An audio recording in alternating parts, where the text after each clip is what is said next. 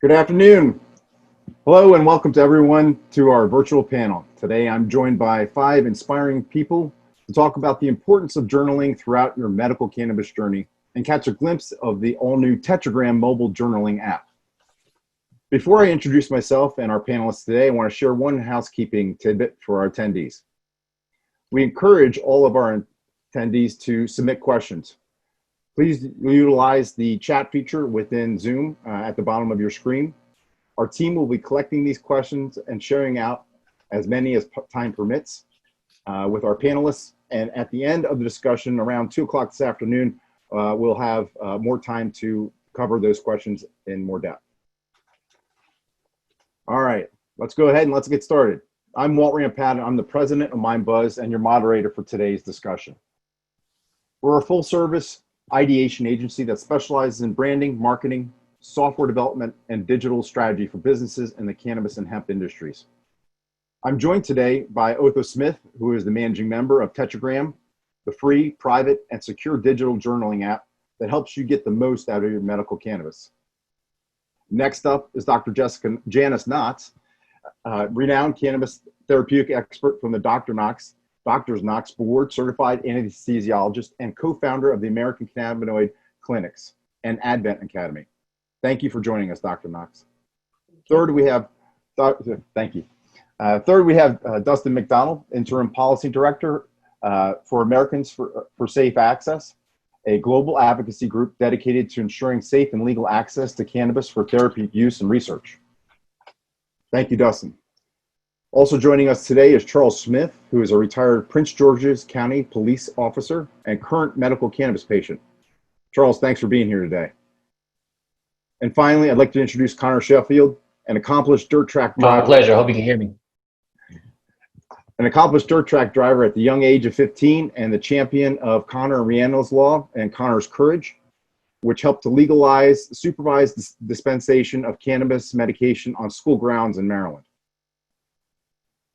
To kick off our discussion today, I'd like to turn the mic over to my friend Connor, and then after that, Charles, and let them share a little bit more about their stories and what brought them to the medical cannabis advocacy space. First, we're going to start with Connor. Connor, the floor is yours, brother. Hello, everyone. Just want to say real quick, thank you all for coming here, attending this, and especially, for everybody who put this together. We all come from so different walks of life, but here we are, we're all unified by this one thing, and that's pretty powerful, it just shows how powerful this thing is. So without further ado, my name's Connor Sheffield. I'm 15 years old. I'll be a junior in high school this year. And I may look like, just a normal kid to you, but if it wasn't for medical cannabis, I guarantee I wouldn't be here today. Medical cannabis is not a maintenance medicine for me. For me, it's the difference between life and death. I suffer from the most severe form of gastrointestinal dysmotility, which is pseudo-obstruction. My motility issues start in my esophagus and continue throughout my entire GI tract, or rather what's left of it. For those of you that don't understand what some of that means, to sum it up, my intestines just don't really work properly. My disease stems from my central nervous system. My brain doesn't coordinate with the nerves in my GI tract properly to smooth muscles to propel food, water, waste, or even really air. The dysmotility in my throat is called dysphagia. I'm at risk of choking every day with every meal. The lack of movement through my GI tract has caused many obstructions, which led to me basically living most of my life up until December of 2018 in the hospital. My parents and I have traveled to the best doctors around the country to try and get me help. We've been from Boston to Ohio, Philadelphia. I've tried every medication that was on the market, to even include non-FDA approved medicines. None of them worked. Some of them actually gave me really bad allergic reactions, such as tremors and throat closings. My parents started running out of options towards the end of 2018. I was down to 76 pounds. I had been inpatient at Hopkins for almost a month. I had 4 surgeries in 1 week to try to keep my intestines from failing.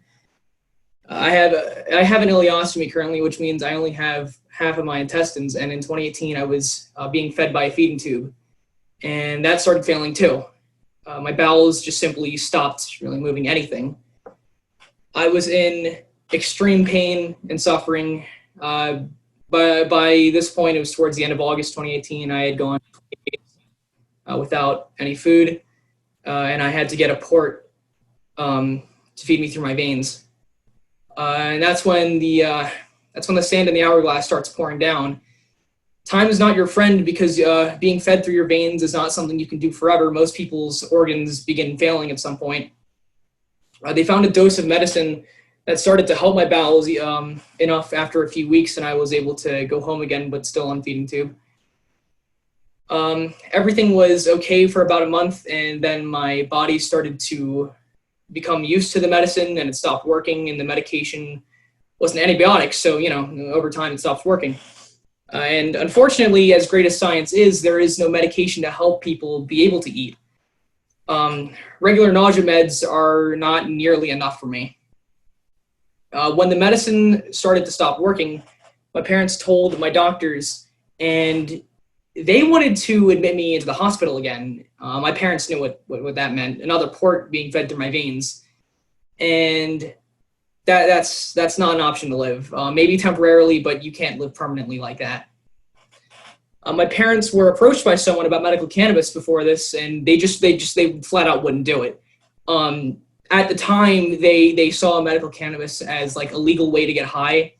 And to be honest, I was kind of seeing it like that too. I didn't really do any research. We just, we saw cannabis and we thought, oh, get high or whatever, we didn't really know the benefits.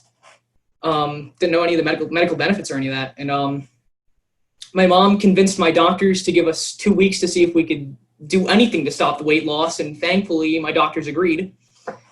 We went to consult with a dispensary agent, and that's when we decided to give cannabis a try. I had literally nothing left to lose at that point, and it was a last resort for me. I started cannabis oils in December of 2018, and for the very first time, within the very first hour of trying it, I had started coming back to life. I near instantly lost all my nausea and pain, and for the first time in my life, I experienced what it was like to feel hunger, because up to that point, I hadn't really ever actually knew what hunger felt like. I actually wanted to eat. I could drink something without getting sick. I was able to start tolerating my tube feeds and holding food down. And from there, I went from tolerating tube feeds to actually eating food and meals. My doctors noticed an immediate change. When my parents told them what I was doing, and they were genuinely impressed with the results. They couldn't say anything on the record that they supported it, but they told us they did. They supported me getting better, and if that's what it took, they were fully behind it. In fact, just in January of this year, I had my feeding tube removed after having not used it since, December 2018. However, I'm not cured. I'm grateful to have cannabis as a treatment medication that does work and help to manage the symptoms of my disease, but it's not a cure, At my age, I have become an outspoken cannabis advocate, not just for myself, but for other pediatric cannabis patients. I am the Connor from the campaign Connor's Courage, which resulted in a law here in Maryland called Connor and Ray's Law, which now allows kids like me to take our medications at school safely and legally. I spent many days, many weeks meeting with delegates and senators in the state, telling my story and explaining why medical cannabis should be treated like every other medicine at school, and they listened. I'm also a race car driver, and I've been racing since I was 10 years old. I raced dirt sprint cars, and recently I was signed onto a developmental team to race NASCAR Whelen Series.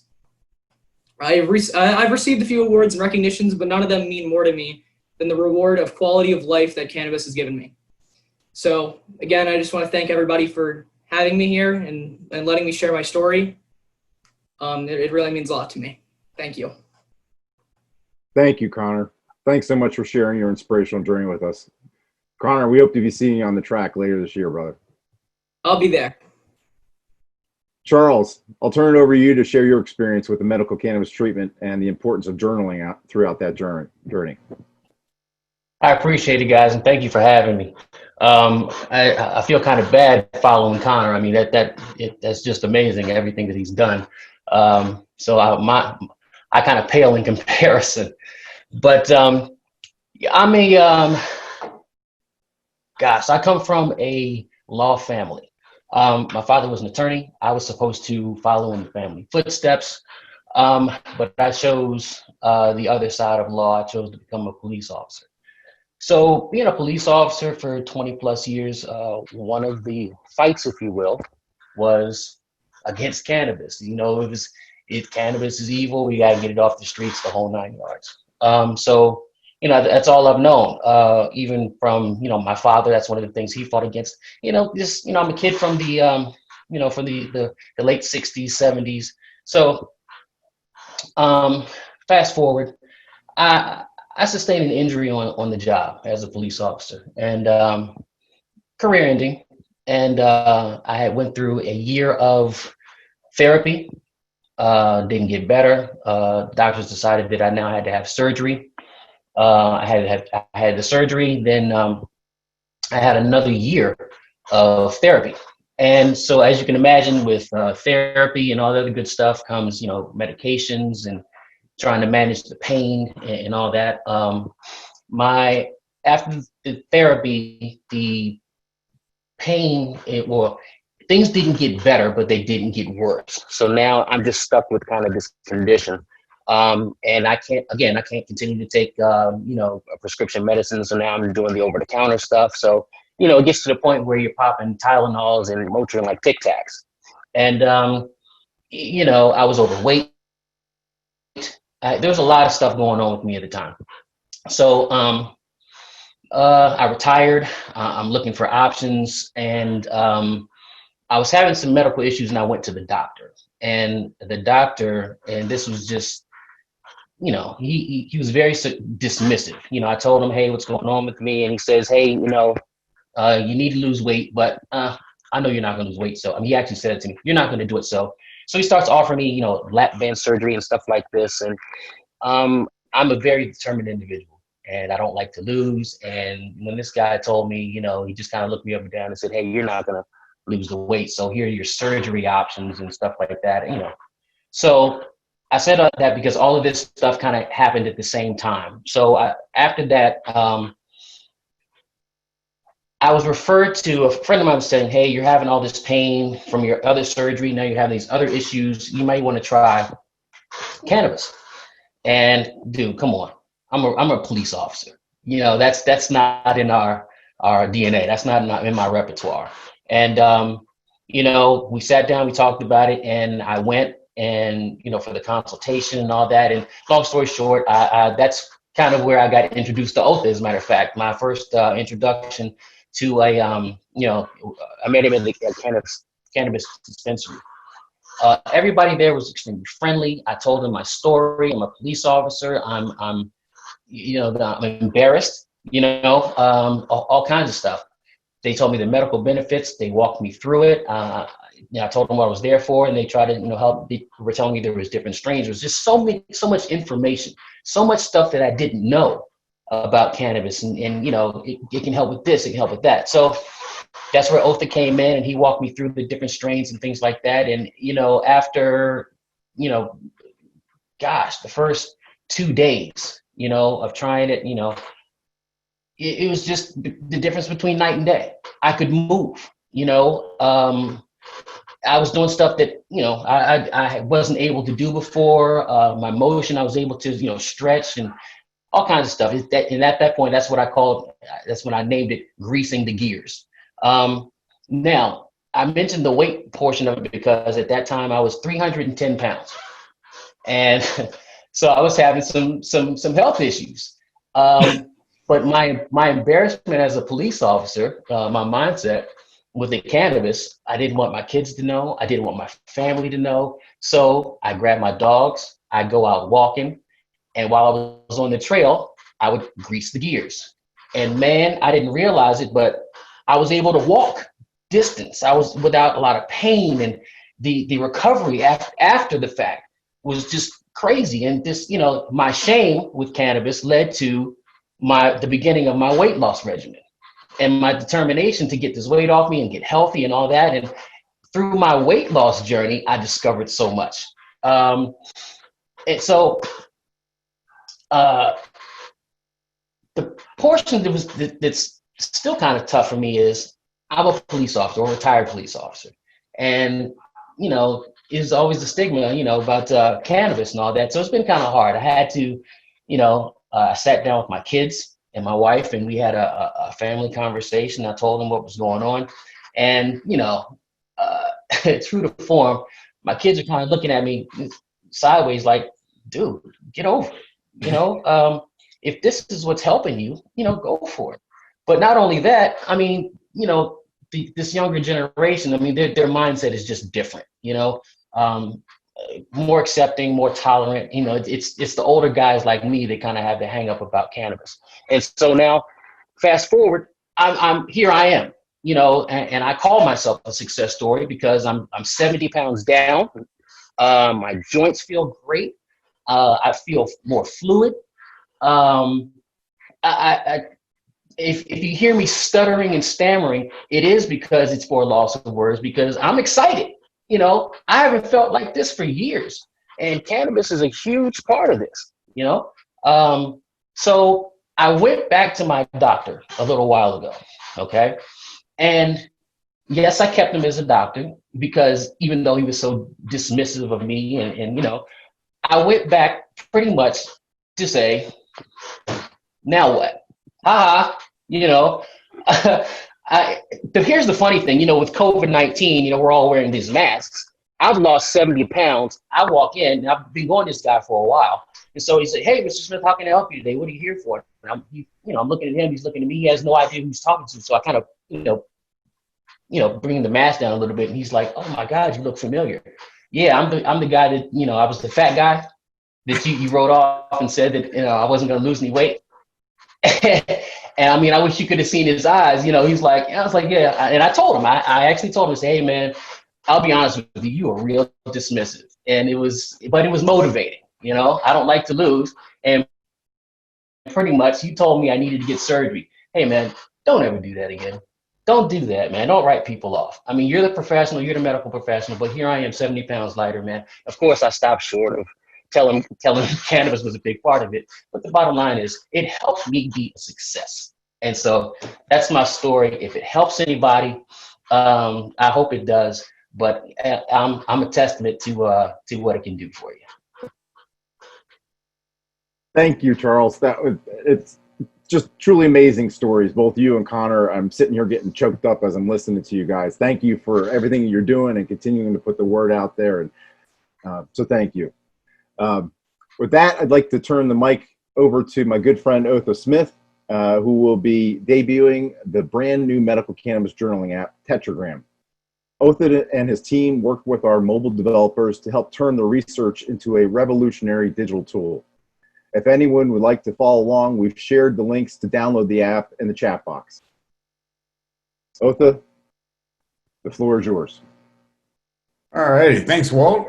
Hello, everyone. As you know, I'm super excited to share this special moment with each of you, as Tetragram is now officially available to be downloaded for free for iPhone and Android devices. I tell you, that's saying that alone could almost bring tears to my eyes. But I want to thank everyone who supported not only me, but my business partners, Julius Moore and Lucas Rowe, in making Tetragram a reality. You know, a little bit of background on us as founders. So Julius, Lucas, and I are each Maryland medical cannabis patients. You know, we personally understand how challenging it is to find the right cannabis product to address a medical condition or to provide enjoyment when you have so many options to choose from in a dispensary. Not only a huge selection of products, but different consumption methods and so forth. And so the three of us quickly noticed that both recreational and medical customers, as well as doctors for that point, are at a disadvantage in knowing which strain or which cannabinoid or terpene will work best for each one. Basically leaving consumers to self-diagnose through trial and error. And since cannabis affects everybody differently, it's very important to keep a journal. You know, Charles touched on the fact that, you know, I assisted him because I do work part-time at a dispensary, and I assisted him through the process of coming into a dispensary the first time, trying to make him aware of the different cannabinoids and terpenes, because there's so much more than just THC. And, you know, I've met people over the years who have kept very detailed Excel spreadsheets to keep track of the products they purchase, as well as some that kept like composition books like we used to use in grade school to keep jot notes on what they've used and how it made them feel. And I mean, at the end of the day, let's face it, you know, cannabis isn't cheap. And I've seen firsthand people in the dispensary or just talk to other medical patients or recreational for that matter, who would just become frustrated because they tried hundreds, you know, different strains, numerous different strains, and spent hundreds of dollars on various products and still haven't found that key ingredient or that key product that works best for them. And so that's the reason why we built Tetragram, you know, a smart digital journal that provides medical cannabis patients as well as recreational users with the ability to keep track of these products that they purchase, rate the effectiveness of their product, and then share that personal experience with others. You know, as we like to say, you know, Tetragram was built for patients by patients. So without that, you know, I would like to really show you guys a short demo on how easy it is to log a session, but more importantly, keep track of how that product made you feel. So if you would, let's go ahead and cue that demo and give everybody a sneak peek. Alrighty, everyone, it is now time for the main event, which is providing you with a sneak peek of how to log a session with Tetragram. So right now what you're viewing is our digital timeline. So this is where all the packaged products or strains that you recorded a session with will appear. As you can see, it shows the date and time as well as the 5-star rating associated with that particular session. But let's go ahead and get started with logging a new session to show you how easy that is to do. So all you have to do is click on the Tetragram logo next to new session to get started.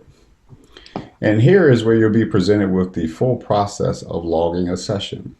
So as you can see, we're capturing a lot of information, but we're doing it in a very fun and engaging way. And so let's get started with picking a strain or product. So after clicking on that, the search field appears, and this is where we'll begin to enter in that packaged product or strain name. For this exact exercise, I will select Guava 9 because that's one of my personal favorites. And as you can see, the database is appearing, and I'll make the selection of Guava 9. Now, Guava 9 is a indica, but we do leave it up to the consumer overall to select whether it's a sativa, indica, or hybrid. But again, in my case, it is a indica. And then we have the two main cannabinoids, THC and CBD.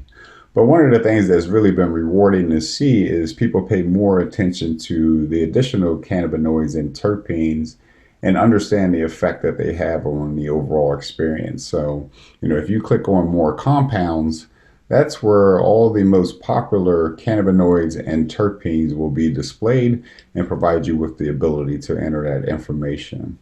But for this exercise, I'm going to simply enter in the THC amount for now and put that at 25.8%. Hit done, come down and hit save. And then the next form is, where did I make the purchase? I made this purchase at my local dispensary located in Bowie, Maryland, which is Salvera. So I'll type in Salvera, name appears, select that. And then we're on to the fun part of providing information related to how did I consume the product. So if it's inhaling, orally, or if it's topical, you have those three selections to choose from, and then we want to get a little bit more specific. So once you click on get more specific, the subcategories will appear. One thing to keep in mind too is that the unit of measurement under topically or orally is in milligrams, as opposed to inhaling, which is under hits in terms of the unit of measurement. I actually consumed Guava 9 using a bong, and the Guava 9 came in the form of flower, and I took approximately 8 hits.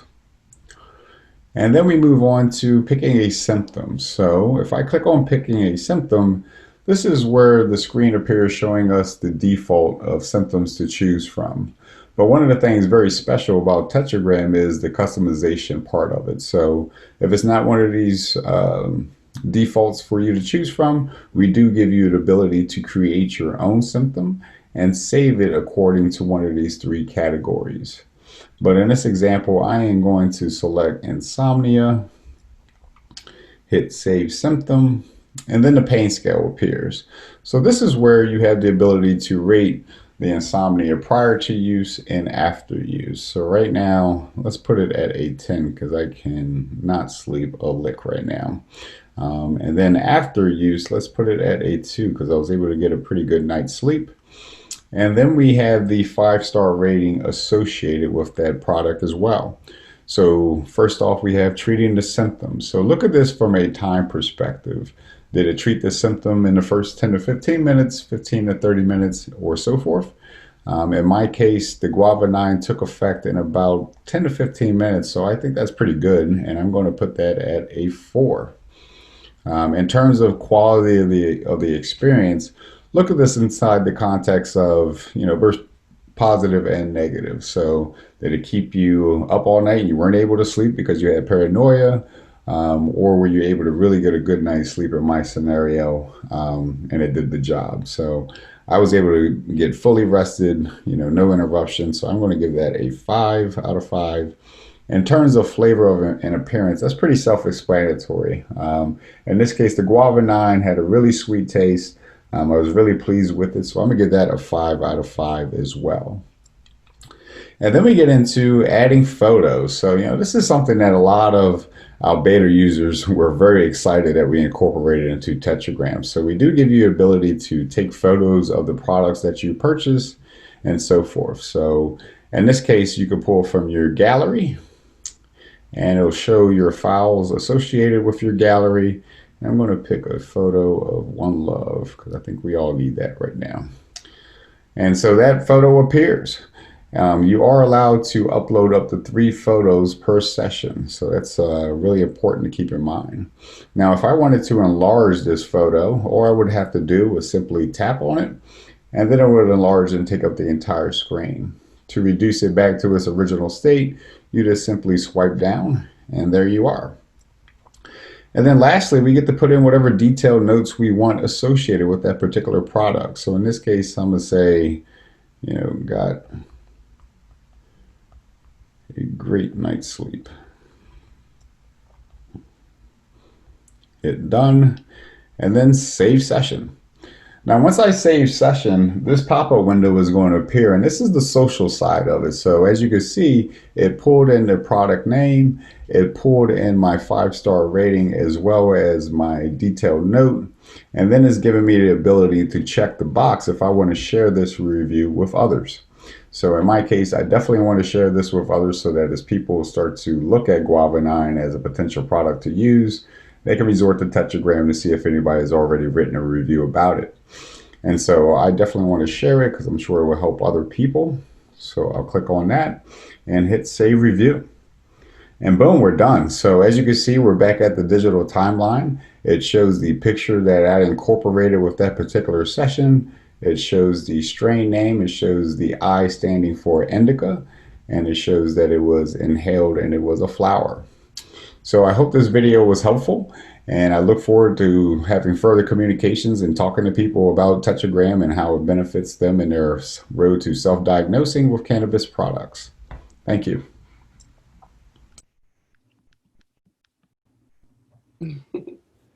Thank you, Otho, for the review of the app. It looks amazing, and I'm getting a lot of fantastic feedback from people in the chat, so we're excited about that.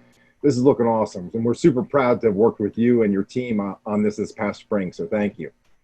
I'd like to now engage our panel of guests and talk more about journaling in the context of medical cannabis treatment and how improving access to journaling tools can transform patient outcomes.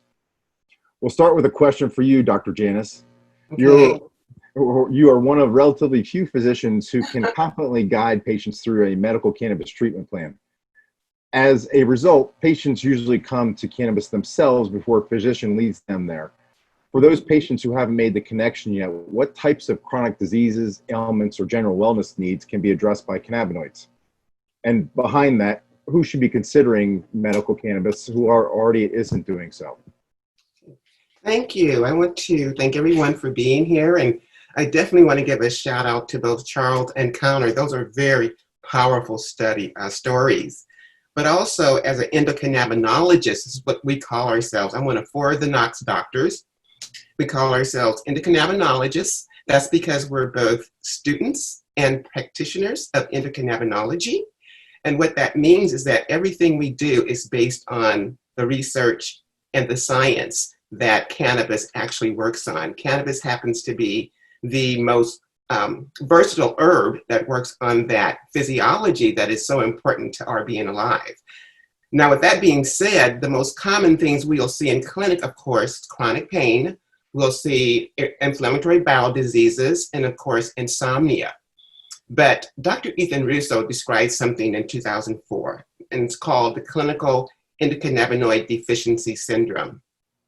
We have since then expanded that to clinical endocannabinoid dysfunctional syndrome, because we can now break diseases into 2 different and separate categories. We have endocannabinoid deficiencies, which addresses things like fibromyalgia, migraine headaches, some of the arthritis, Parkinson's disease. And then we have the excess, which includes diseases like cancer, autoimmune disease, obesity, insulin resistance. And so when we're talking to a patient, we're talking to them about whatever disease process they're coming to see us for. And most of these patients are ready to use cannabis because either they've failed conventional medicine or conventional medicine has failed them. So they're ready to use cannabis. They just need direction and help on how to use this. And so we'll look at the actual disease process, which organ tissues are involved, and then we'll help guide them to the correct cannabinoid terpene profiles that they would need to use. Now, when it comes to who should be using cannabis, you know, we're living in some very, very stressful times. And one of the core components of any disease process is inflammation. So when we're looking at COVID and social unrest, the stress that's being caused and all the sequelae of that stress, we're seeing inflammation to disease processes. And what disease manifests depends on your genetics, you know, who you are and how you respond to the environment. So the things that throw the endocannabinoid system off: aging, genetics, pharmaceutical drugs, bad nutrition, toxic in your environment, and stress. So when we're dealing with stressful situations, we should be talking to everybody about how they can incorporate some form of cannabis into their lifestyle. Even if you're the most healthy person, individual, it's your benefit to support your immune system. And you can do that by adding something as simple as 25 to 50 milligrams of CBD every day as a supplement. And certainly if you have a disease process or multiple diseases, which is what we see in clinics, we see patients with a list of diseases, medical issues, and then pages and pages of pharmaceutical drugs. Those patients for sure need more help and guidance on how to use their cannabis. But everything we do and everybody we talk to, it's from the perspective of how we address that endocannabinoid system. And everybody's system is different. It is as special to you as your fingerprint. So no one has the same tone, because that's based on genetics and how you respond to everything around you. But what's important is, as we guide patients through, to help them to understand that we're actually treating their endocannabinoid system.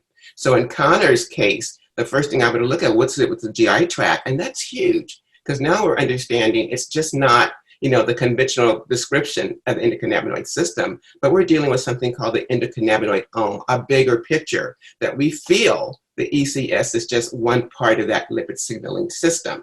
So when we're talking to someone like Connor, we're going to look at everything about him. Number one, his GI tract. Which is the most appropriate cannabinoids for that GI problem? Next, what else is going on in his environment that we need to change to help support his cannabis use in his particular quest for wellness? And so when we're looking at patients, we're looking at it from the perspective of the endocannabinoid system, cannabinoid profiles, terpene profiles, and everything else that we call cannabimimetic practices and sources that work on that endocannabinoid system. Wow, thank you, Janice. Dustin, in your new role at Americans for Safe Access, you're advocating for policy change that expands safe access to medical cannabis treatment. What are some of the regulatory restrictions that have created this environment in which patients oftentimes have to manage their own care? That's a great question. I'd like to echo Dr. Knox's comments and just thank everybody at Tetragram and Mindbuzz for having me on the panel and allowing Asa to speak to everybody today. But also, it's just great to be in such great company. There's so many great panelists on here with such incredible stories, powerful, and just incredibly useful information to share. So thank you for that. With respect to kind of this challenge with our current legal system, conflict of laws between federal and state governments resulting in this environment where patients are kind of managing their own care related to cannabis, I feel like that's really the number one regulatory issue. Is you've got a federal government that still classifies cannabis as a Schedule I drug under the Controlled Substances Act.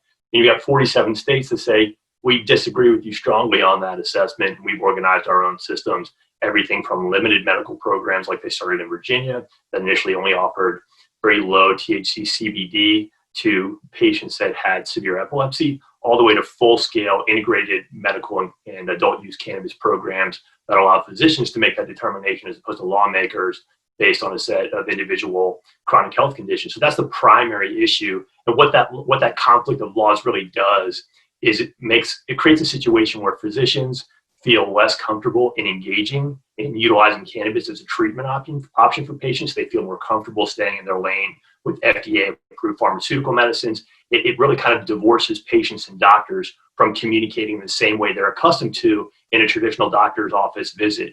And so patients are often left on their own to navigate this journey, which I think Charles's story and Connor's story really kind of tell the tale of, both from a personal standpoint of the parents or the individuals feeling the stigma of cannabis use, not being familiar with what it even means to use cannabis as a treatment option, and then navigating their whole way through that journey really themselves, because they didn't really have any qualified physicians to help them understand that. So it was really that relationship with their dispensaries, with folks in the space that helped them get there. So it's really that conflict of laws that's really kind of creating that atmosphere where patients have to do that.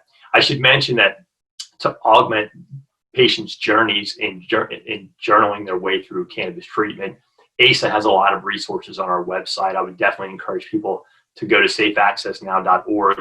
There's a whole suite of resources that are free for patients to download. If you go to safeaccess.org or safeaccessnow.org/resources for patients, you'll find a whole suite of resources, everything from how to talk to your doctor about cannabis to a lot of just kind of 101 guides to what cannabis means as a medical treatment. Of course, there's a lot of ways to engage as well, to take part in efforts to actually change the laws and improve wellness outcomes for patients that are seeking and pursuing cannabis as a medical treatment.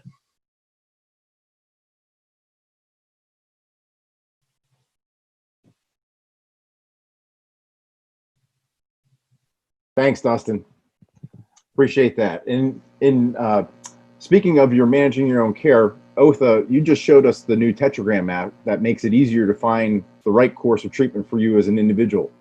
What brought you to this work, and why did you and your team feel like this app was so important? Yeah, so kind of like piggybacking on what I said earlier, I've been smoking cannabis. I'm 38 now. Been smoking cannabis since like high school. And so when I first got my medical card and went into the dispensary, I kind of felt like I knew what I was talking about, right? But that quickly was not the case, because after I met with a couple bud tenders and they were talking about CBD and these different terpenes and cannabinoids, and within my world, the only thing I knew of was just THC. It's got the best THC. So after going through that initial process and realizing that there's so much more to cannabis, and then speaking with other people, I just realized that there needs to be some type of solution out there where people can keep track of all these products, because new strains are being developed just about weekly.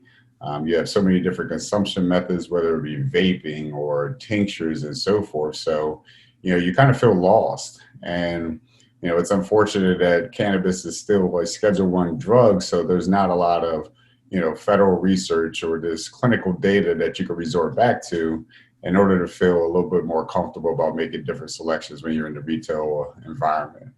And so, by meeting other people and seeing how they kept like notes on, coffee, napkins, or some people had very detailed Excel spreadsheets, like I mentioned earlier, I said, there's got to be an easier way for people to keep track of this information and be able to resort back to it in a very easy and efficient way.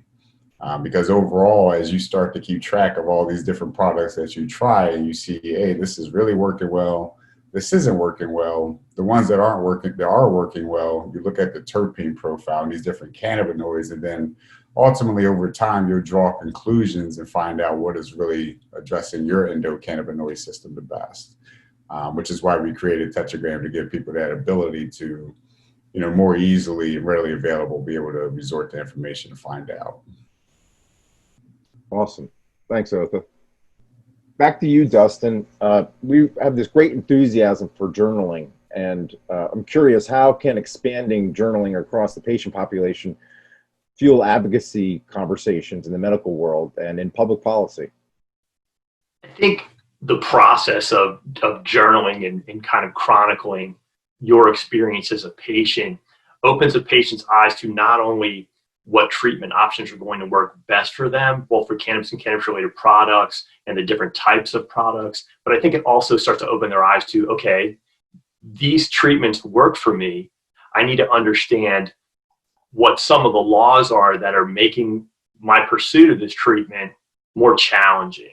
A lot of states who organize laws that reform their cannabis policies to extend safe and legal access to patients often fail in the way that policy gets integrated, and patients are often left in a position where cannabis may be medically legal, but in terms of its ability to be safely accessed or used, that can be very challenging. Oftentimes there's not a sufficient legal market for patients to actually access. So I think through the journey of journaling and chronicling your experience, you start to kind of open your eyes to some of those challenges that are standing in the way of broader and more effective treatment, and patients want to start connecting with one another and engage.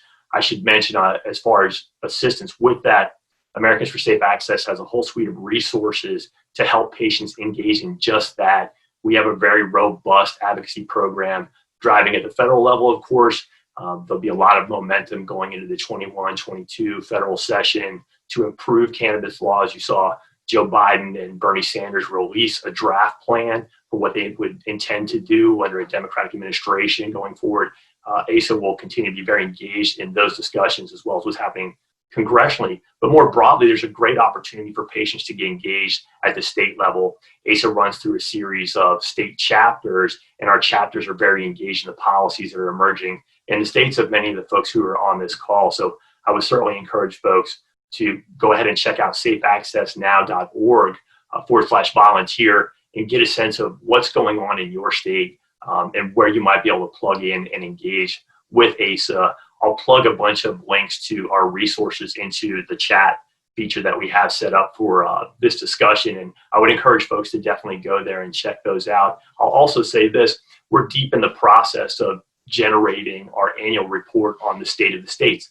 That report summarizes what's going on in each state, where states are succeeding and failing at providing safe and legal access to patients. And we make recommendations within that report about what specific policies need to be changed so that patient access is functional in your states. So I would also encourage you through our website, safeaccessnow.org, to check out some of what's going on at the state chapter level as well and plug in there.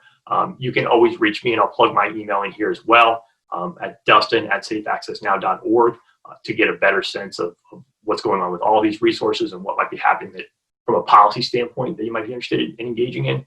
But wanted to mention those resources.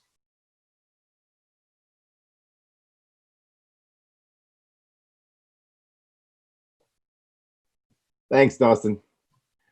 To conclude our structured discussion, I want to acknowledge that we've come a long way as a movement, but we still have so much more to accomplish to bring the benefits of medical cannabis to the people who need them.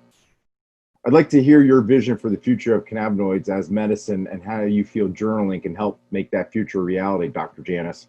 Why don't we start with you?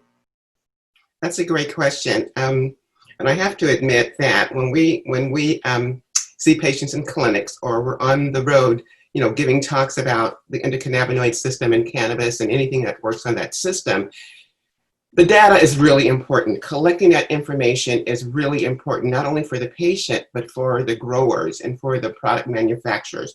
Everyone on that supply chain need to understand what this data that's being collected from programs like Tetragram can do to improve services and products. Now, with that being said, the way research is going and really understanding the physiology, which is huge, it allows us to be able to create more specific medicines for specific disease processes. So anymore, we talk about what's called the N of one. It's all about how an individual will respond to their treatment, whether it's cannabis treatment or conventional therapy, the studies about that person and their response. With that being said, it's really important that when we're talking to patients about their cannabinoid therapy, to actually understand what they're taking. Patients will often come to us and tell us they're taking a sativa, or they're taking an indica, or they're taking Granddaddy Purple, and we have to ask them, well, what does that mean? What's in that product? And most of the times they cannot tell us. We know Granddaddy Purple on the West Coast may be different from Granddaddy Purple on the East Coast, because the terpene profiles are different, the growing situations are different. So those are different products. So it really is important for us to teach patients really a new language, to talk in terms of the cannabinoid and terpene profiles. And I have a feeling that in the future, cannabinoid products are going to be categorized according to their terpene profiles. Because I can give you a ratio of cannabinoids and change the terpene profile. I have a totally different medicine.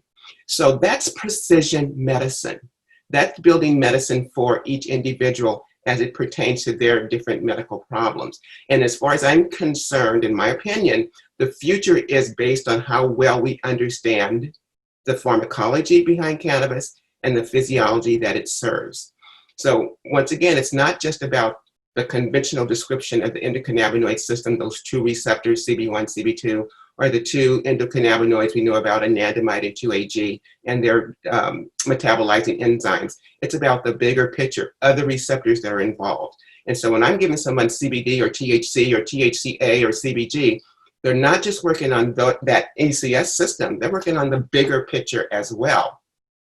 And the more we understand that bigger picture, the better we'll be able to produce the kind of efficacious medicines that will serve and and give patients the end results that they're looking for.